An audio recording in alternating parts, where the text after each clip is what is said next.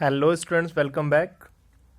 Students, आज जो हमारा टॉपिक था ये सेल ऑर्गेनेल्स का टॉपिक था। स्टूडेंट्स, सेल ऑर्गेनेल्स हम लोग देखने वाले थे फिफ्थ पार्ट में।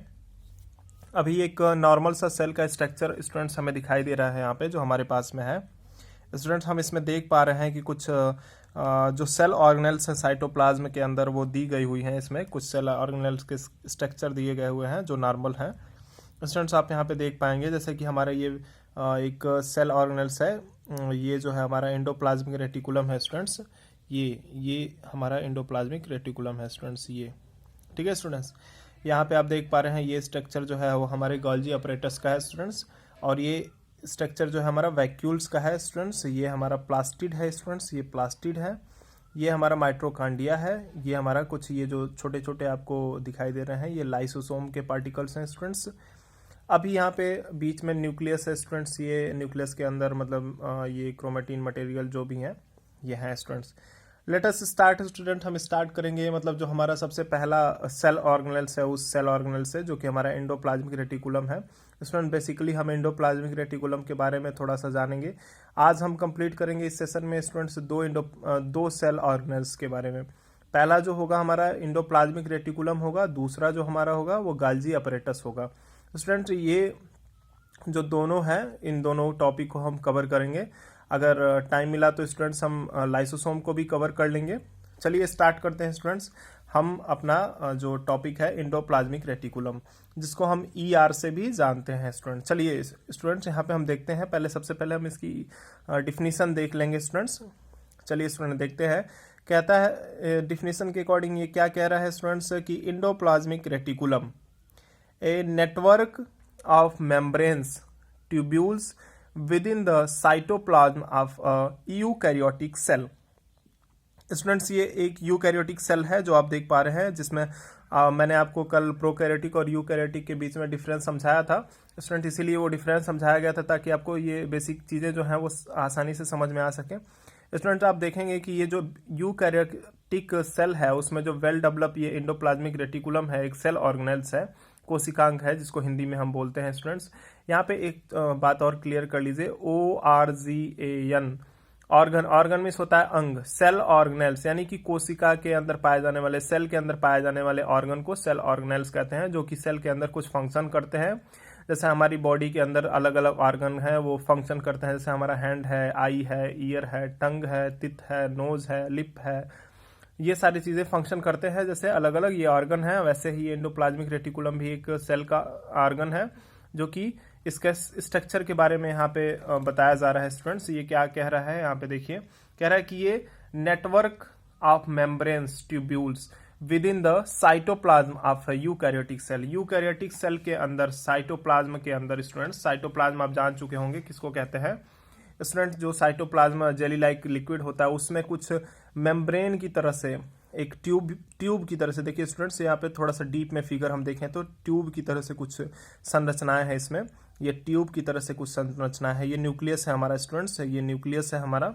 ठीक है स्टूडेंट्स, ये न्यूक्लियस के पास में जो हमारा है, ये न्यूक्लियस के पास में हमारा ये एंडोप्लाज्मिक रेटिकुलम होता है, ईआर होता है स्टूडेंट्स। ठीक है। अभी स्टूडेंट्स हम ईआर के बारे में हमने जैसा कि देखा तो ईआर जो हमारा होता है ये क्या है, ट्यूब की नुमा संरचना होती है जो कि मेम्ब्रेन से बाउंड होता है। एक इसके ऊपर एक मेम्ब्रेन होती है स्टूडेंट। ये पूरे एंडोप्लाज्मिक रेटिकुलम के ऊपर एक मेम्ब्रेन होती है स्टूडेंट्स। तो ये हमारे एंडोप्लाज्मिक रेटिकुलम की ये पूरी संरचना हो गई स्टूडेंट्स। आगे क्या कह रहा है यहाँ पे हम देखेंगे स्टूडेंट्स। आगे क्या कह रहा है कि it usually has ribosomal attached and it involve in the protein and lipid synthesis. इसका जो मेन काम है स्टूडेंट्स वही समझा रहा है यहाँ पे।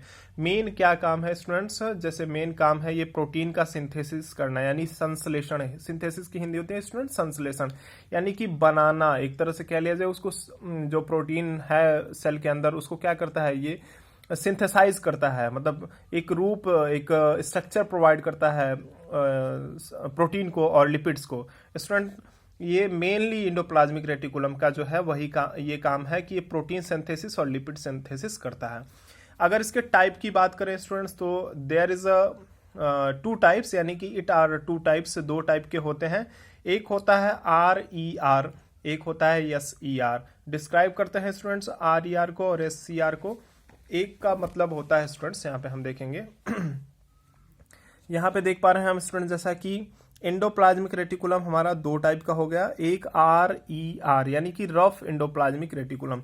स्टूडेंट्स हम इसको बोलते हैं RER, रफ एंडोप्लाज्मिक रेटिकुलम, और एक होता है स्मूथ एंडोप्लाज्मिक रेटिकुलम यानी कि SER। स्टूडेंट्स ये दो टाइप हो गए, ठीक है स्टूडेंट्स।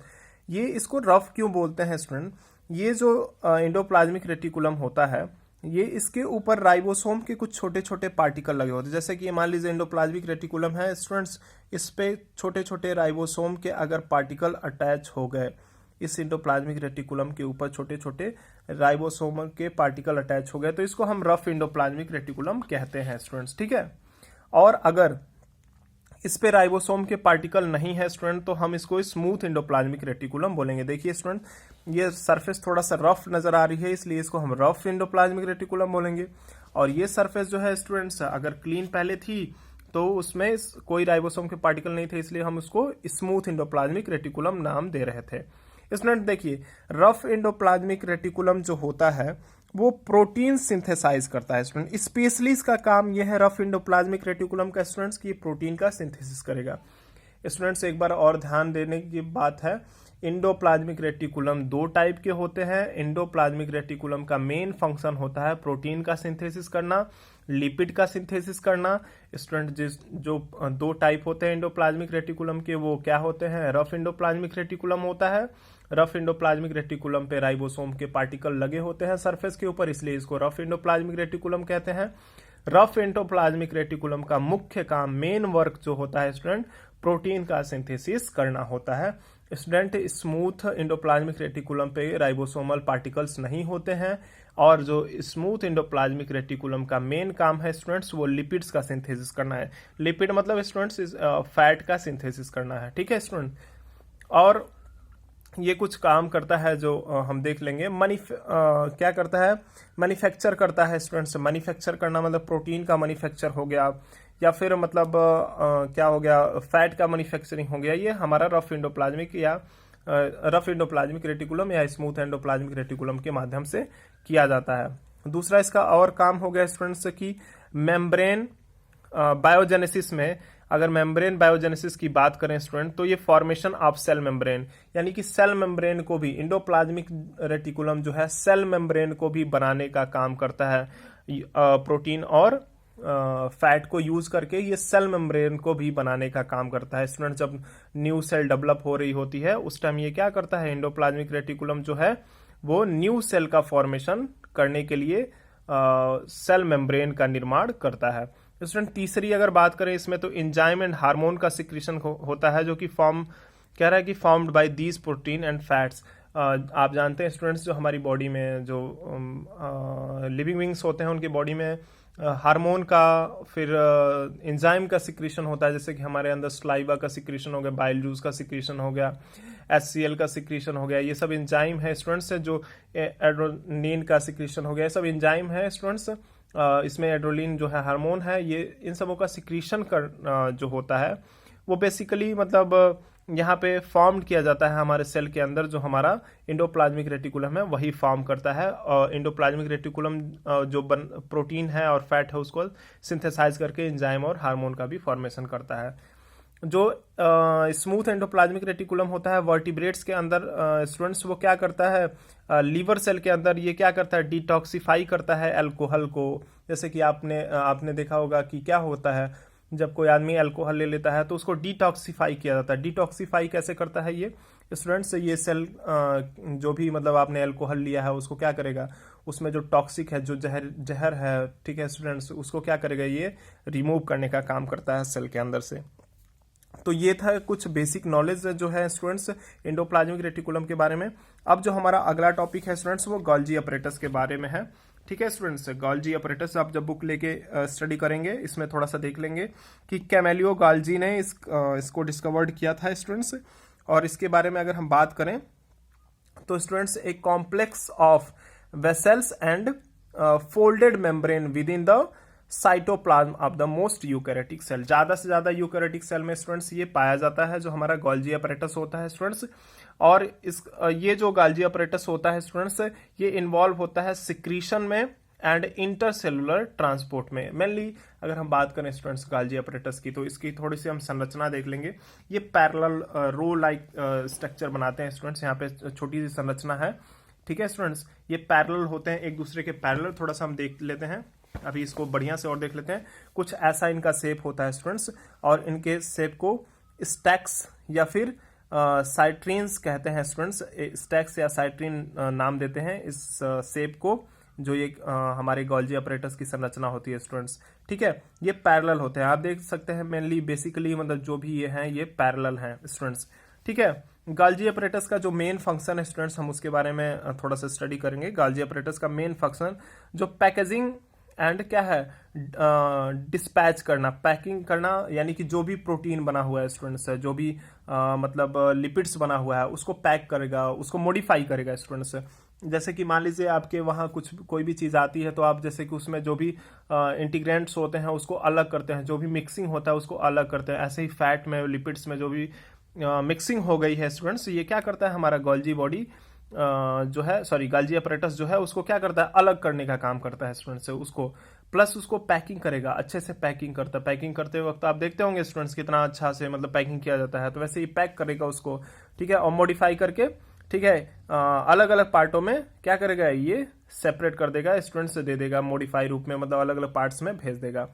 और भी गाल्जी अपरेटस का एक छोटा सा काम है स्टूडेंट्स, ये सिंपल शुगर को कॉम्प्लेक्स शुगर में मतलब कन्वर्ट करता है। जैसे मतलब ग्लूकोज हो गया, इसको माल्टोज वगैरह में ये चेंज करने का काम करता है स्टूडेंट्स। और तीसरा भी इसका फंक्शन है मेन स्टूडेंट्स, इसका जो मेन फंक्शन है स्टूडेंट्स, ये क्या है, लाइसोसोम का फॉर्मेशन करता है स्टूडेंट्स।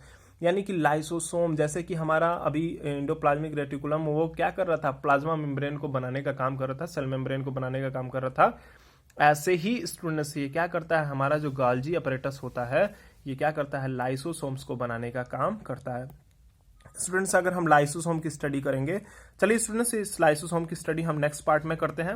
वैसे आप फिर भी देख लेंगे इसके स्ट्रक्चर के बारे में, ये चीजें मतलब आप स्क्रीनशॉट कर लेंगे स्टूडेंट्स मेन फंक्शन के बारे में। चलिए स्टूडेंट्स इसको भी आप थोड़ा सा मतलब कैप्चर कर लेंगे। यहाँ पे ये पूरा मतलब ये जो भी है एंडोप्लाज्मिक रेटिकुलम का, ठीक है, आप इसको कैप्चर कर सकते हैं स्टूडेंट्स। ये जो है आपके पास मतलब इसका डिफिनीशन है, ये भी इसको कैप्चर कर सकते हैं गाल्जी अपरेटस का स्टूडेंट्स। आप ये सेल का नॉर्मल स्ट्रक्चर प्लस ये एंडोप्लाज्मिक रेटिकुलम का नॉर्मल जो डिफिनीशन है इसको। Okay student, thank you. हम आगे लाइसोसोम्स के बारे में और बाकी सारे सेल ऑर्गेनेल्स के बारे में स्टडी करते हैं। Thank you. जय हिंद, जय भारत।